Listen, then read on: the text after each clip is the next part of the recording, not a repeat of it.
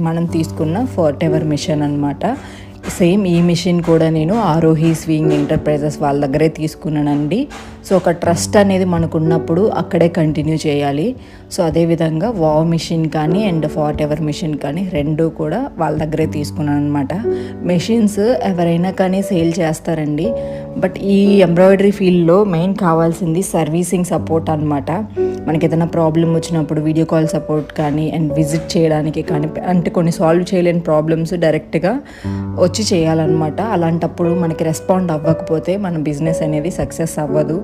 So అందుకని చెప్పేసి నేనైతే నాకు సర్వీసింగ్ ఈ 1 ఇయర్లో నేను గమనించింది మెయిన్ సర్వీసింగ్ చాలా బాగా నచ్చింది. రిసీవ్ చేసుకునే విధానం, మనకి ప్రాబ్లం వచ్చిందంటే వెంటనే వీడియో కాల్ ఫెసిలిటీ ఉంటుంది అండ్ మనకి అర్థమయ్యేలాగా చెప్తారనమాట, చాలా ఫ్రెండ్లీగా. సో ఇంకా అందుకని నేను వీళ్ళ దగ్గరే సెకండ్ మిషన్ కూడా తీసుకున్నాను. చాలా బాగుంటుందండి సర్వీస్ అనేది.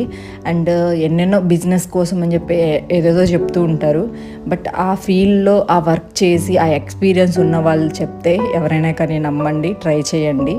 అదొకటే నేను చెప్పాలి అనుకునేది. అండ్ ఇప్పుడు తీసుకున్న ఫోర్ట్ ఎవర్ మిషన్ కూడా సూపర్ మిషన్ అనమాట, చాలా బాగుంది.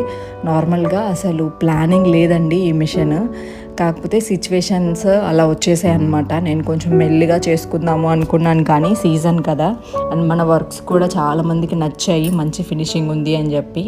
ఇంకా చాలామంది కస్టమర్స్ అయితే వస్తున్నారు, వాళ్ళందరికీ నేను టైంకి ఇవ్వలేకపోతున్నాను.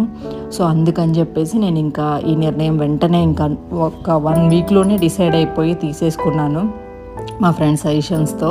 సో ఇంకా మిషన్ అయితే ఓపెన్ చేసేస్తున్నాం. ఏదైనా చిన్న వస్తువు కొనుక్కున్నా మనకి సెంటిమెంట్ ఉంటుంది కదండి మన హిందూ సంప్రదాయంలో. సో అలాగా నేను కూడా ఎక్కువగా ఓవర్గా ఏది థింక్ చేయను, కానీ కొన్ని మాత్రం కంపల్సరీ ట్రస్ట్ చేస్తాను. దేవుడి ముందు ఒక దీపారాధన పెట్టుకొని కోరుకొని, అంటే ఏదైనా కానీ పాజిటివ్నెస్ కోసం అనమాట. ఈవెన్ ఇది కూడా అలాంటిదే మన హిందూ కల్చర్లో.